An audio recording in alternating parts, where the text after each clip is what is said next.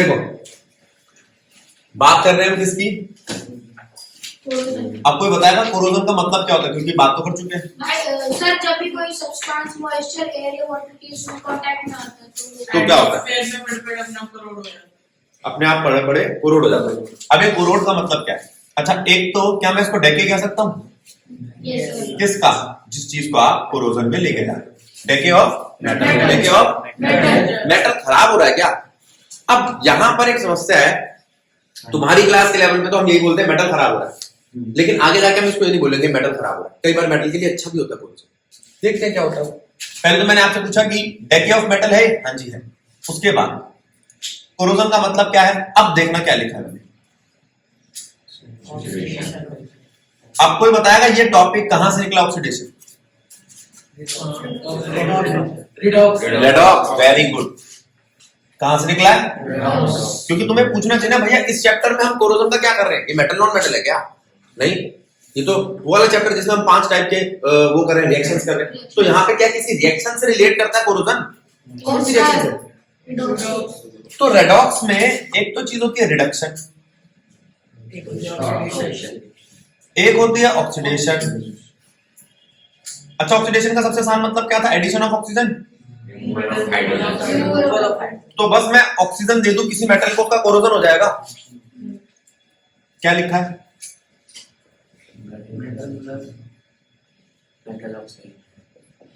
साहिल ये बात ठीक है गलत है? तूने कहा कि भैया मैंने ना लोहा लिया, लोहे को ऑक्सीजन दी और लोहे का ऑक्साइड बन गया, FeO बन गया, फेरस या फेरिक। लेकिन फिर आपने कहा कि नहीं भैया इतना आसान नहीं है, ऐसा नहीं मैं आयरन दूं उसको ऑक्सीजन मार दूं और वो कोरोड हो जाएगा। उसकी कुछ कंडीशन है। क्या है उसकी कुछ? अब बोलो तो तुम कंडीशन बोल रहे हो, क्या है वो कंडीशन? टेम्परेचर कंडीशन है। वेरी गुड, कि किसी पर्टिकुलर टेम्परेचर पे होना चाहिए रिएक्शन। हाँ सही है। और मॉइस्चर और एसिडिक होना भी जरूरी है, उसको मत रखो। मॉइस्चर और एयर रखो। मैं अगर आपसे कहूं कि कंटेनर में मैंने कील डाली आयरन की नहीं, ठीक है, और उसको मैंने पानी में डाला, किसमें डाला है? तो उसमें कोरोजन नहीं लगेगा अगर सिर्फ पानी, अगर सिर्फ पानी। लेकिन पानी और एयर दोनों है, पानी भी है एयर भी है, तो वैसे जोड़कर दोनों मिलाकर ही मॉइस्चर कहलाते हैं। क्या कहलाते हैं? दोनों मिलाकर क्या कहलाते हैं? तो वैसे मॉइस्चर सीधा लिख दो तो भी काम चल जाता है, अगर आप अलग से पानी को लिखते हो और एयर को लिखते हो तो भी काम चल जाता है। अच्छा सूखी एयर में रख दो तो ड्राई एयर में, ड्राई एयर में लगेगा जंग? नहीं लगेगा। अब टर्म क्या है? डेंसिटी का मतलब क्या है? अब मैं आसान करने के लिए बता रहा हूं, वैसे ऐसा नहीं है कि इसकी डेफिनेशन है। ये कोरोजन है किसका? फूड का। लेकिन कोरोजन तो मैं मेटल के लिए यूज करता हूं, तो मैंने फूड के लिए क्या यूज कर लिया? फूड के लिए क्या यूज कर लिया? बात समझ में आई? तो डेंसिटी क्या है? कोरोजन है फूड का। तो तुम कहोगे फूड का डेके होता है क्या यहाँ पे? हाँ, फूड का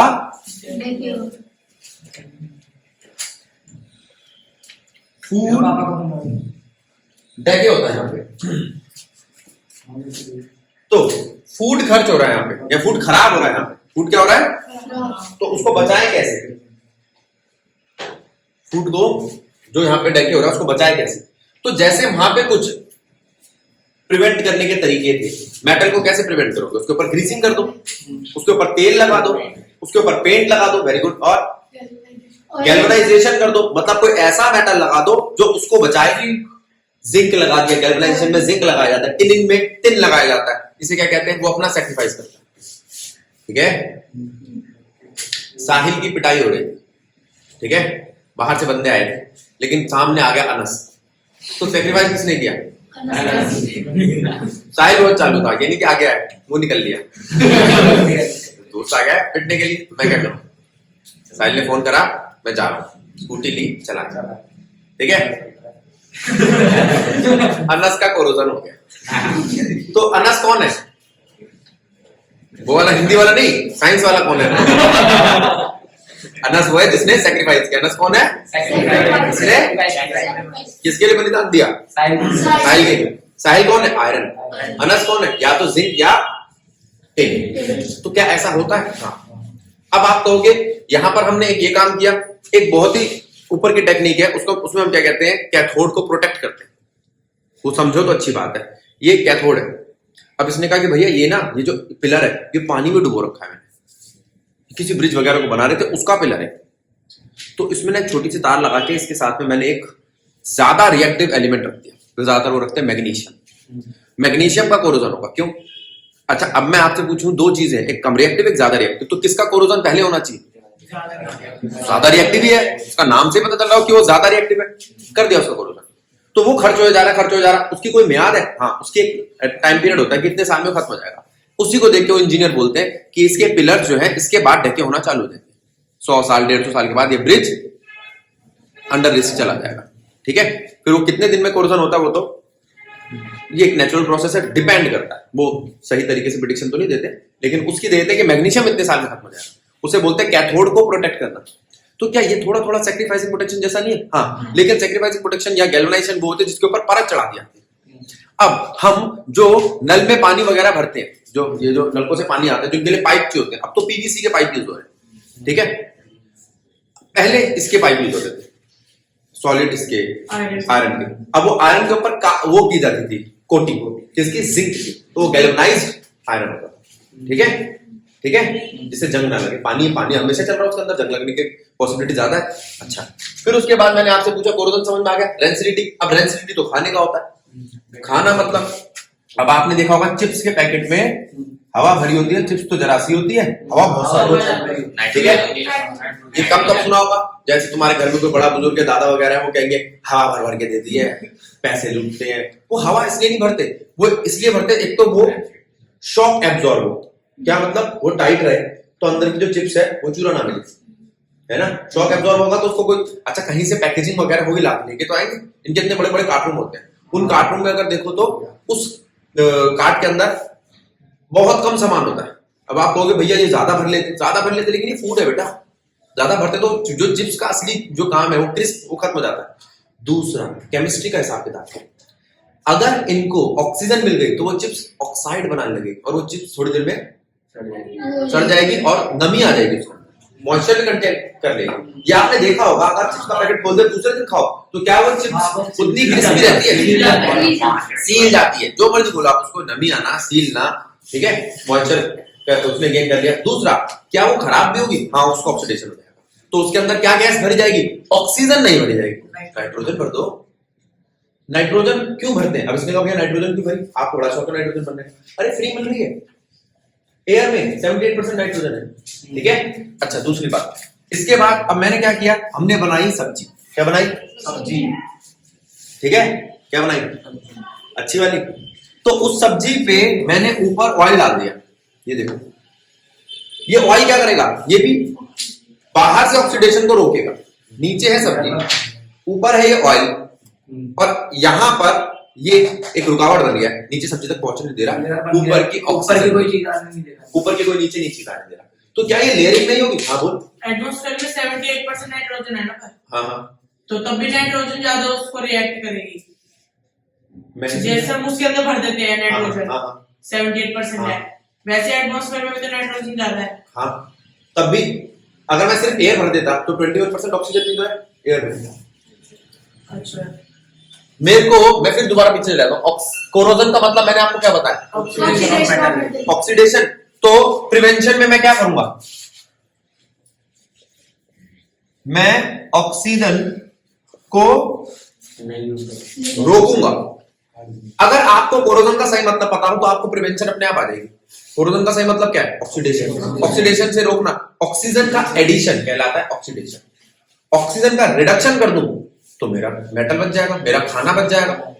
और खाने पे हम क्या, अभी तो हमने तेल डाल दिया खाने में, ऑयलिंग कर दी, और अचार वगैरह जो होते हैं, जो पिकल्स होते हैं, वो जब भरे जाते हैं तो उनका तेल उनका ऊपर तक भरा जाता है। ऊपर तक आता है। क्यों? जिससे उस पे ऑक्सीडेशन। आप कभी भी उस ऑयल का यूज ही नहीं करते, वो आपके फूड का पार्ट ही नहीं है। कभी देखा है जब भी आप वो पिकल निकालते हो तो आप उस ऑयल को तो झाड़ देते हो, वो वेस्ट है, वो खाने की चीज नहीं है, लेकिन वो किसके लिए काम आ रहा है? ऑक्सीडेशन।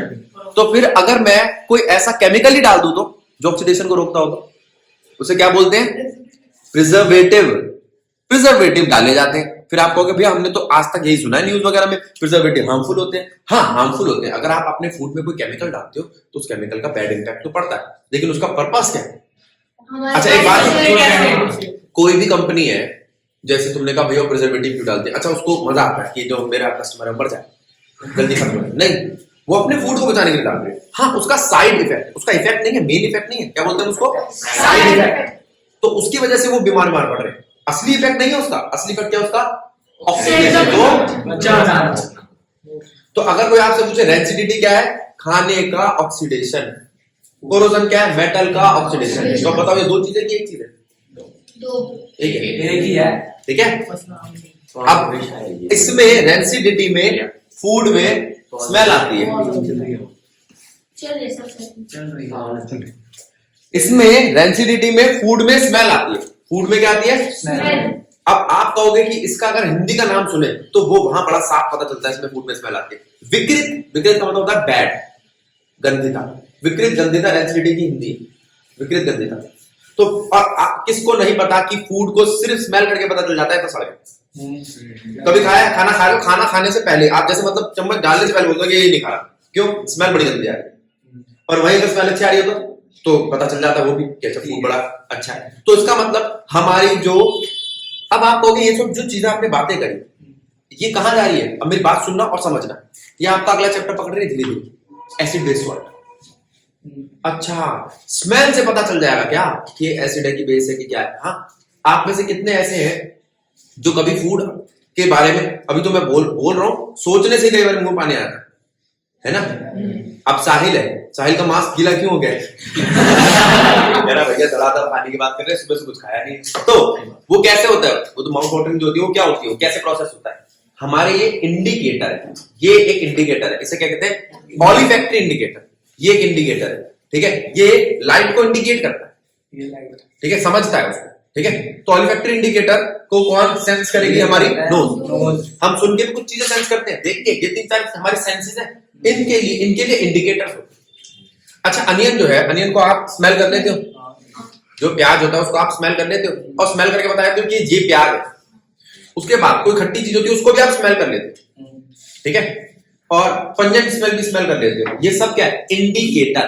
अच्छा, तो यहां पर भी रेंसिडिटी इंडिकेटर से काम चलता है क्या इसका? हाँ, इंडिकेट करती है स्मेल से। हाँ, तो ऑल्फैक्टरी इंडिकेटर का एक एग्जांपल हो सकता है। हाँ, क्योंकि अब मुझे उसी चैप्टर में घुसना है जिसमें मैं आपको इंडिकेटर की बातें करूंगा।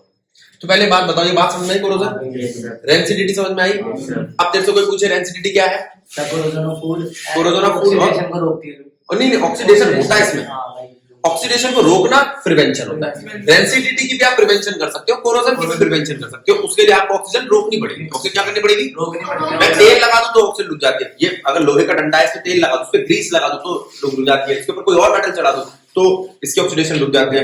फिर मैंने अभी आपको स्टार्टिंग में कहा था कोरोजन हमेशा नुकसानदायक नहीं होता। अब आप कहोगे भैया ये कौन सी नहीं कहानी? क्या कोरोजन हमेशा नुकसानदायक नहीं होता? कभी कोई ऐसा आपने एलिमेंट सुना है जिसका कोरोजन उसका पेंट है? एल्यूमिनियम पे कभी पेंट नहीं किया जाता। क्यों? उसका कोरोजन जो होता है वो ब्लैक कलर का होता है, उस पे चिपक जाता है। अगर कोरोजन ही चिपक गया तो वो तो पेंट हो गया फ्री में। सिल्वर पे उसको शाइनी बनाने के लिए उस पे पेंट किया था, वरना उसका भी पेंट जल्दी से उतरता नहीं, वो ब्लैक कलर का होता है। चांदी काली पड़ जाती है, और काली चांदी का मतलब ये नहीं उसको कोई नुकसान पहुंचाए। केमिकली देखा जाए तो सिर्फ उस पर लेयर चढ़ गई है, वो उसको प्रोटेक्ट कर रही है, उसको प्रोटेक्ट। हाँ, तो वो अच्छा, तुम कहोगे फिर आयरन में इतनी भैया दिक्कत क्यों है कि हम जंग रोधक सीमेंट, जंग से बचा लो, ये कर लो, वो कर लो, लगे रहते हैं। आयरन में ऐसा क्या है? उसका जंग जो होता है या उसका रस्ट जो होता है वो उतरता है पाउडर्ड फॉर्म में। अगर वो भी चिपक जाता तो कोई दिक्कत नहीं, पड़ा रहे वहां पे। तो हम क्या करते हैं? पेंट कर देते हैं। पेंट करने से क्या होता है? अब वो कांटेक्ट में नहीं आता और बच जाता है। और किस किस फूड का कोरोजन होता है? अच्छा, इसका मतलब अब इसने कहा भैया कहीं ऐसा तो नहीं जो हम खाना खा रहे हैं उसमें भी कहीं आयरन हो या कोई मेटल हो, उसका कोरोजन हो जाए। अब आप कहोगे भैया खाने में मेटल होता है? भाई खाने में कोई मेटल होता है क्या? अरे होता है, तभी तो आपको आयरन मिलता है आपके फूड में। पालक, ये जो मैं सेब खा रहा हूं, भाई देखना, ये आपको दिख रहा होगा सेब ना थोड़ा सा ब्राउन हो गया बीच में से, अभी खूब गोरा चिट्टा था जब मैं स्टार्टिंग करी थी खाने, तो ये ब्राउन पड़ गया, अभी इसको थोड़ी देर और छोड़ दूंगा ना 1 घंटा, तो ये पूरा लाल हो जाएगा। मतलब इस सेब में आयरन का कंटेंट है, पालक में भी होता है, तो वो अपना कलर दिखा रहा है, उसका ऑक्सीडेशन हो रहा है। क्या हो रहा है उसका? ऑक्सीडेशन। इसलिए वो धीरे धीरे ब्राउन पड़ता जा रहा है, वो थोड़ा ना रेडिश ब्राउन कलर होता है। हाँ, इसके आयरन का कोरोजन हो रहा है। बात समझ में आई? बना कंसेप्ट। अब कोरोजन और एसिडिटी तो गड़बड़ नहीं करेंगे? चलो ठीक है।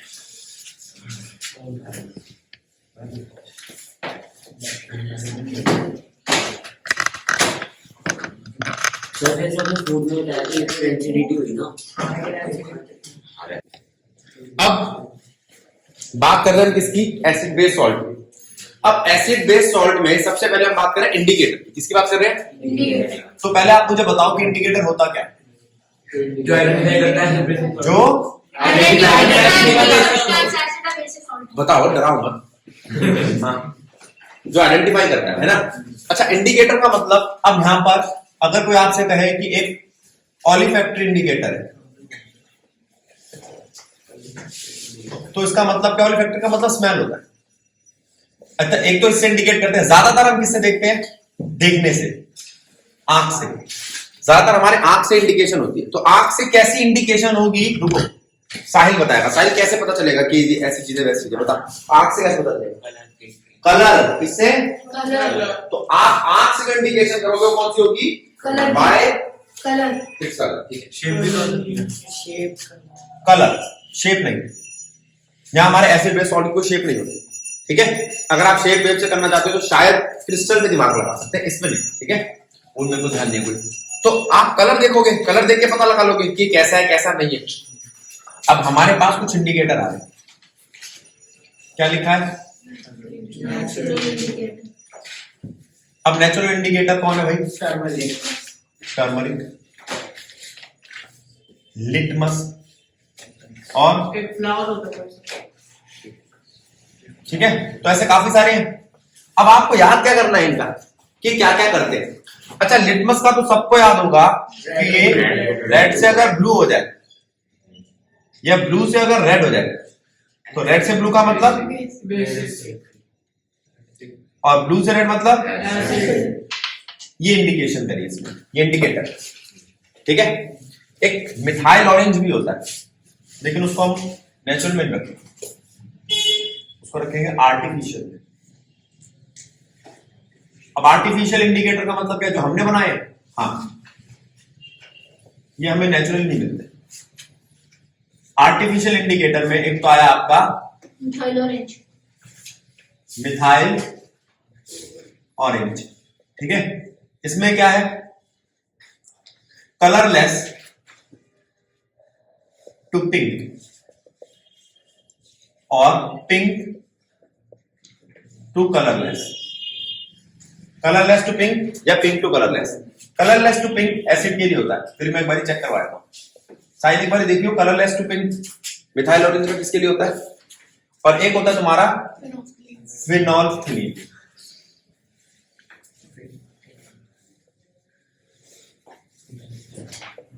अरे ये भी गड़बड़ है, फिनोल्फथलीन तो होता है मेरे ख्याल से कलरलेस टू पिंक वाला। चेक कर, मिथाइल ऑरेंज का एसिड और बेस के लिए कौन सा कलर होता है?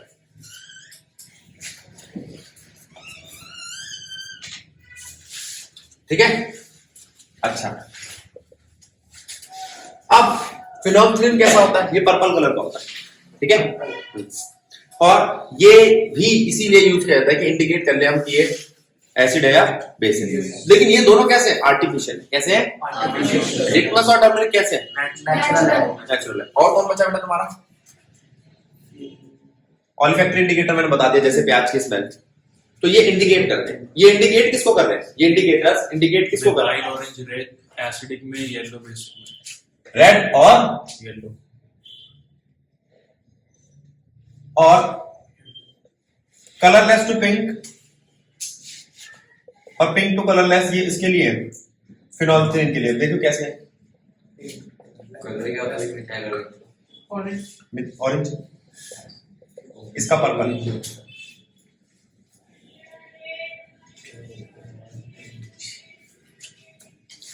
पर्पल बोल लो, कलरलेस एसिडिक में पिंक बेसिक में। पिंक टू कलरलेस एसिड और कलरलेस टू पिंक बेस। ठीक है, तो ये किसका है? फिनोल्फ्थालीन का। तो आर्टिफिशियल इंडिकेटर आपके पास दो हैं, मिथाइल ऑरेंज, फिनोल्फ्थालीन, और भी है, मैंने अभी तुम्हें सिर्फ दो ही कराए। ठीक है, अब ये समझ में आ गया, नेचुरल इंडिकेटर समझ में आ गया। और इंडिकेटर करता क्या है? एसिड बेस सॉल्ट के बारे में बताता है। इंडिकेटर क्या करता है? जो तेरे को इंडिकेट करके बता रहा है ये एसिड है, बेस है या सॉल्ट है।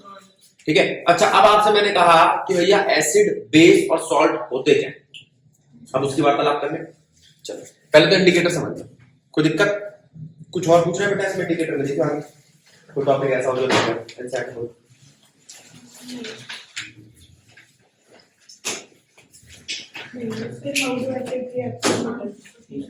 ठीक है, अब यहां तक ये बात समझ में आ गई। ठीक है, अब जरा एक बार इसको देखना है क्या लिखा है। एसिड, एसिड के कई सारे कंसेप्ट है जो तुम्हारे को तुम पढ़ते हो, वो अर्हेनियस कंसेप्ट है। उसने कहा अगर एचायन होगा तो एसिडिक होगा। क्या होगा? अगर एचायन होगा तो एसिडिक होगा, और अगर एचायन नहीं होगा तो वो एसिडिक नहीं होगा। दूसरी बात, अगर OH होगा तो वो बेसिक। ये सुना आपने अर्हेनियस का कंसेप्ट? तो ये आपका अर्हेनियस का कंसेप्ट है कि एचायन है तो एसिड है, बेस के लिए OH है तो बेसिक है। एक बात। दूसरी बात, HNO3, H2SO4, HCl, ये तीनों कैसे हैं? Strong acid. CH3, COOH, ये कैसा है? वीक है। याद रहेगा। ऐसे ही बेस में देखो तो KOH, NaOH और किसको बोलते हैं, ये स्ट्रॉन्ग है। ये कैसे हैं? और वीक बेस कौन से बेटा आपके? जैसे अमोनियम का हाइड्रोक्साइड, एल्यूमिनियम का हाइड्रोक्साइड। अब मेरी बात सुनो, आपको एसिड बेस समझ में आए? ठीक है, एसिड के पास एचायन होना चाहिए, बेस के पास OH होना चाहिए। ये बात समझ में आ गई। अब ये स्ट्रॉन्ग और वीक क्या है?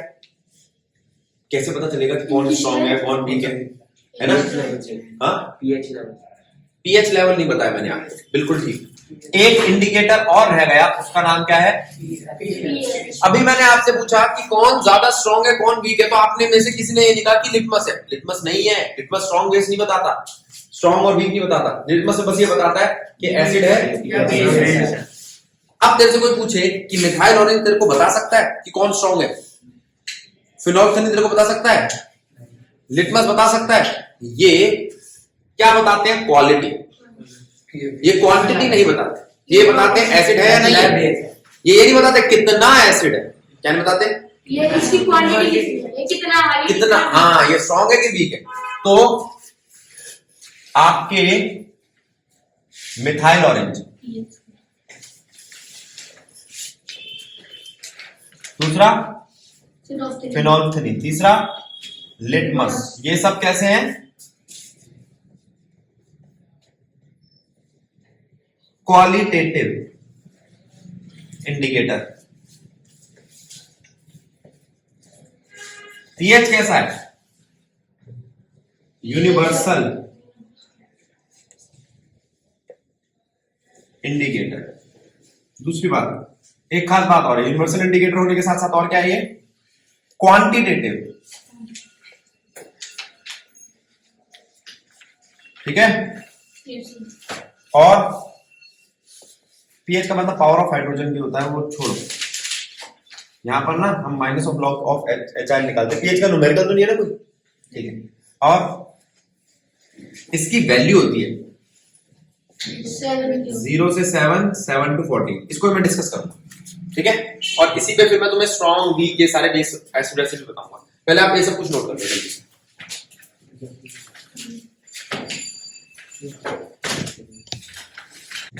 अब देखो, अब मैं आपको बता रहा हूं पीएच इंडिकेटर के बारे में। पीएच में एक तो ये स्केल है आपका, इसे पीएच स्केल बोलते हैं। क्या बोलते हैं? PH scale. ठीक है, पीएच स्केल में एक पॉइंट आता है आपका 7। ठीक है, 7 का मतलब क्या है? वो बिल्कुल न्यूट्रल है। ना एसिडिक ना बेसिक। न्यूट्रल से पहले कैसा है? कम पीएच वाला कौन है? और ज्यादा पीएच वाला एसिडिक। मत बोलो, एसिड बोल लो। हम ऐसे एसिडिक बोल सकते, कोई दिक्कत नहीं है। और ये बेस। अब ये एसिडिक क्या है और ये बेसिक क्या है? ये बेसिकली कंपैरिजन है। क्या है? तो ये तो तभी मैं बात करूंगा जब मेरे पास दो चीजें होंगी। कंपेयर तो तब करूंगा ना जब दो चीजें होंगी। तो अगर मैं तुमसे कहूं कि वो चीज एसिडिक है तो आप कहोगे भैया किससे किससे ज्यादा एसिडिक है कम एसिडिक है। तो उस प्रॉपर्टी को मैं कंपेयर करूंगा। अभी देखो, अब मेरी बात सुनो। अगर मैं आपसे कहूं, क्वेश्चन ये 7, 2, 8, 11 को इंक्रीजिंग ऑर्डर, रुक जा बेटा, तू तो कुछ मांग लेगा।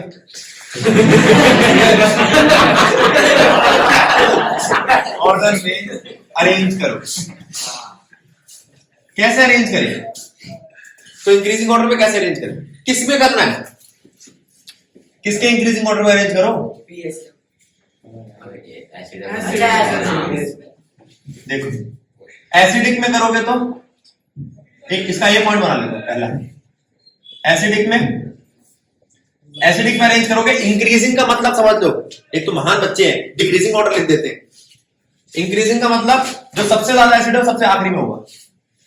तो क्या ये इंक्रीजिंग ऑर्डर है? हाँ, क्योंकि जितना पीएच कम उतना ज्यादा एसिडिक, जितना पीएच कम उतना ज्यादा एसिडिक। अच्छा, अब बेसिक खुद कर लोगे। साहिल बताएगा, आप आवाज नहीं। साहिल, बेसिक ऑर्डर क्या होगा?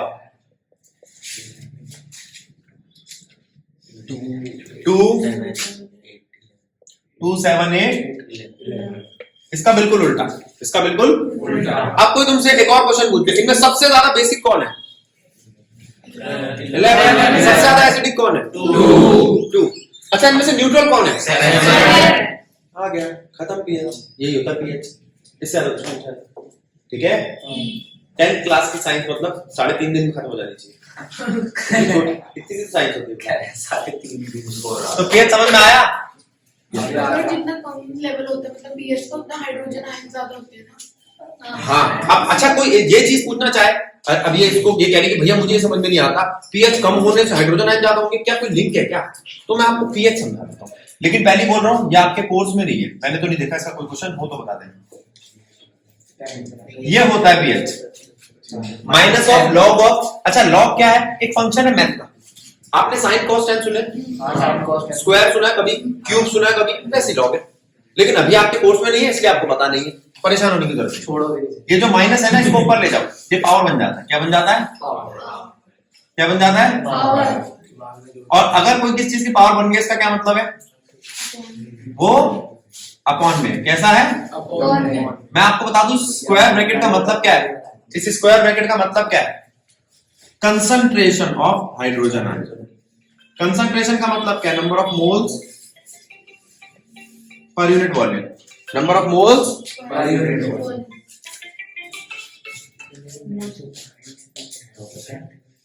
हेलो, हाँ बेटा, हाँ बोल। हाँ, अभी तो नहीं। हाँ, लेकिन वो आना 2 या 3 बजे। और हाँ, आने। अच्छा, उसके लिए मैं भूल गया था। एक मिनट, जब मैं एक बार साहिल से पूछता हूँ। एक मिनट, कॉल बैक कर रहा हूँ। तो पीएच का मतलब समझ में आया? Yes sir. पीएच का मतलब है लॉग ये। तो आप कह सकते हो पीएच का मतलब ये। अब इसका मतलब क्या है? Inverse relation. एच आयन की कंसंट्रेशन अगर इंक्रीज हुई तो पीएच डिक्रीज होगा।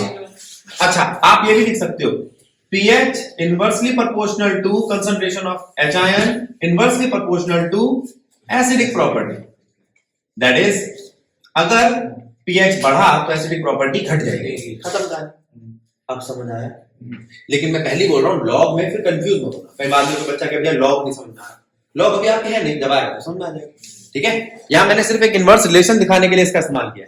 जल्दी से इसको समझो, फिर हम आगे बढ़ते हैं। अब बात कर रहे हैं हम आपसे। अब हमने आपसे एसिड बेस की बात कर ली, ओ सॉरी पीएच की। तो पीएच के आगे अब जिसकी बात आएगी वो है पीएच किस तरीके के एसिड और बेस को समझाता है, जरा देखना क्या लिखा है मैंने। एसिड में स्ट्रॉन्ग एसिड। अब कोई आपसे पूछे स्ट्रॉन्ग एसिड क्या है, विच डिसोसिएट कंप्लीटली। अब आप कहोगे ये क्या चीज है, डिसोसिएट, ये क्या टूटेगा क्या? देखते हैं कौन है भाई ये, HCl।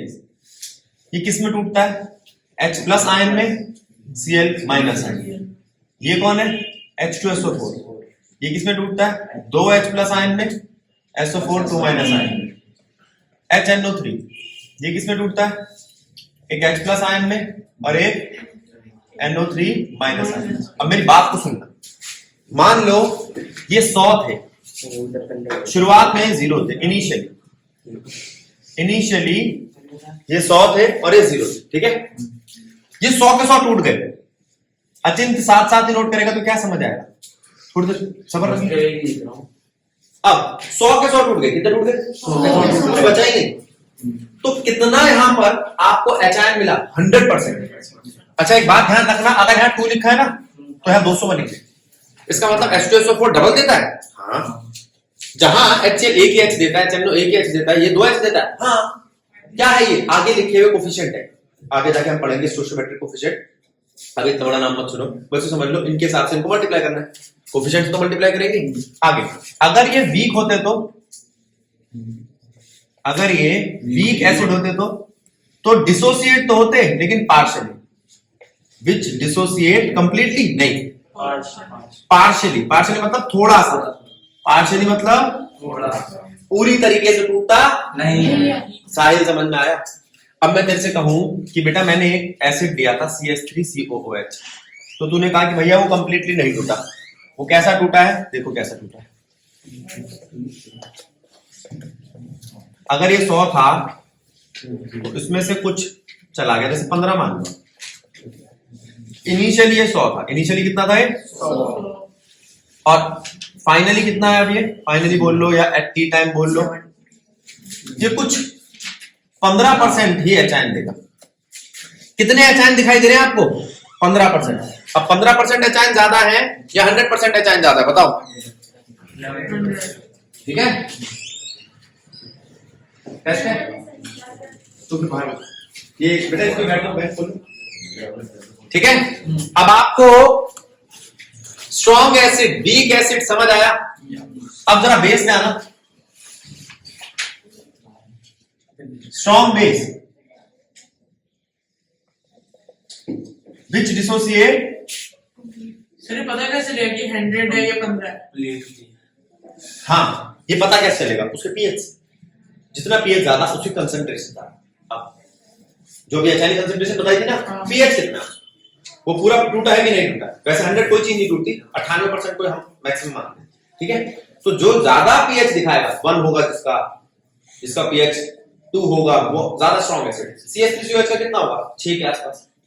अब तू बता कौन ज्यादा स्ट्रॉन्ग हो, जितना पीएच ज्यादा उतना कम स्ट्रॉन्ग, जितना पीएच कम उतना ज्यादा स्ट्रॉन्ग, तो वो ज्यादा डिसोसिएट होगा। अच्छा क्वेश्चन पूछा, कैसे पता चलेगा? स्ट्रॉन्ग बेस हो जैसे NaOH तो वो कैसे टूटेगा, पूरा। कैसे टूटेगा, पूरा। अगर वो पूरा ही टूट गया, पहले 100 था, 100 का 100 टूट गया तो कंप्लीटली डिसोसिएट। ऐसा हो गया। वीक बेस कैसा होगा, डिसोसिएट पार्शियली, पूरी तरीके से नहीं हुआ। कौन सा वीक बेस है, अमोनियम हाइड्रोक्साइड ले लो, मैं नाम भी लिख देता हूं, अमोनियम हाइड्रोक्साइड। जब ये टूटा तो इसने अमोनियम का आयन दिया और OH माइनस दिया। जब ये टूटा तो ये टूटा कितना, 100 में से 10-15%। ठीक, स्ट्रॉन्ग और वीक बेस समझ में आए? हाँ, काम बन गया। किसका पीएच कैसे समझ लोगे, कौन पूरा टूटता है कौन कमजोर टूटता है, समझ में आ गया। अच्छा, अब कोई आपसे पूछे मिनरल एसिड क्या होता है, HNO3 H2SO4 ये सब मिनरल एसिड। और ऑर्गेनिक एसिड कौन होते हैं, जैसे CH3COH ऑर्गेनिक एसिड है। जनरली ऑर्गेनिक एसिड वीक होते हैं और मिनरल एसिड स्ट्रॉन्ग होते हैं। मिनरल एसिड स्ट्रॉन्ग होते हैं, ठीक है। मिनरल मतलब माइन से, जो माइन से खोद के निकाले जाए वो मिनरल एसिड है। और जो ऑर्गेनिकली पाए जाते हैं जैसे टमाटर में, खाने की चीजों में, वो आपका टेट्रिक एसिड, ठीक है, acetic acid, citric acid, formic acid, ये सब। तो सारे के सारे पता है क्या कार्बोक्सिलिक एसिड के भाई बहन है। ये खानदान COOH का है। COOH का खानदान organic acid, organic acid. Organic acid में क्या होता है? ऑर्गेनिक मतलब जो ऑर्गेनिक चीजों से मिले। ऑर्गेनिक का मतलब होता है जो बायो वाली चीजें होगी, तुम्हारी लिविंग। हाँ, एसिड के नाम बताया ना, फॉर्मिक एसिड। लिखवा देता हूँ, पहले इसको नोट करो जल्दी से, फिर लिखवा देना। इसको नोट करो, फिर एक बार और बोर्ड करेगा बस। अब बात आती है किस चीज की बेटा? एक तो ये ऑर्गेनिक एसिड जैसे HCOOH, इसको फॉर्मिक एसिड कहते हैं, फॉर्मिक एसिड। इसे मिथेनोइक एसिड भी कहते हैं, याद रखना, ठीक है। ये क्या है? एसिटिक एसिड, एसिटिक, और इसको इथेनोइक एसिड भी कहते हैं, ठीक है। अच्छा, एक ये होता है बेटा ऑक्सैलिक एसिड। क्या है? ये ज्यादातर सुनने में आएंगे इसलिए मैंने लिख दिया। और मिनरल एसिड, कौन कौन से एसिड आपके मिनरल एसिड है? HNO3, H2SO4 और HCl, ये मिनरल एसिड है। खत्म कहानी, समझ में आ गया? Organic acid, mineral acid. अगले पॉइंट पे चलते हैं। अब बात आती है आपसे ऑक्साइड्स की बात करने की। हमारे पास दो तरीके के ऑक्साइड है बेटा। एक है मेटल के ऑक्साइड। मेटल के ऑक्साइड कैसे होते हैं? जैसे सोडियम ऑक्साइड, और ले लो आप मैग्नीशियम ऑक्साइड, एल्यूमिनियम ऑक्साइड। इनको अगर मैं पानी में डालूं तो ये मुझे क्या देते हैं? बेस देते हैं। क्या देते हैं? बेस। क्या देते हैं? बेस। तो ये आपके बेसिक ऑक्साइड है। कैसे ऑक्साइड है? बेसिक। अब अगर आपसे कोई पूछे कि मेटल के ऑक्साइड कैसे होते हैं तो आप क्या बोलोगे? बेसिक ऑक्साइड होते हैं। जैसे NaOH, MgOH और Al। मैंने यहां पर भी बैलेंस करी नहीं है, आप चाहो तो घर जाके से बैलेंस कर लो, मैंने रिएक्शंस बैलेंस नहीं करी, ठीक। ये मेटल के ऑक्साइड पानी के साथ रिएक्शन करके क्या दे रहे बेटा? बेस दे रहे। क्या दे रहे? बेस। तो मेटल के ऑक्साइड कैसे होते हैं? बेसिक। लेकिन नॉन मेटल के ऑक्साइड कैसे होते हैं? नॉन मेटल ऑक्साइड्स, पहले नॉन मेटल ले लूं, SO2 और NO2 और है, चलो पहले इनको देते पानी। तो ये तो बनेगा H2SO3, सल्फ्यूरिक एसिड। ये बनेगा HNO3, नाइट्रिक एसिड, अभी तो करा था। और किसका भी ऑक्साइड? हाँ, कार्बन का ले लो, नॉन मेटल है, H2CO3, हाइड्रोजन कार्बोनेट। ये तीनों एसिड है। अगर ये नॉन मेटल के ऑक्साइड आपके एयर में एयर पॉल्यूटेंट का काम कर रहे हैं तो पानी के साथ मिलकर ये वाटर पॉल्यूटेंट बन जाएंगे और पानी को एसिडिफाई कर देंगे। क्या कर देंगे? उसकी वजह से एसिड रेन होगी। ये सुना होगा आपने अपनी जो भी जीके वीके की किताब होती है उनमें, ठीक है। तो यहां पर आपका ये वाला टॉपिक मैं अभी समाप्त कर रहा हूं। नेक्स्ट क्लास में हम क्या उठाएंगे? इसी एसिड बेस्ड सॉल्ट का अगला पार्ट, ठीक है। क्लास का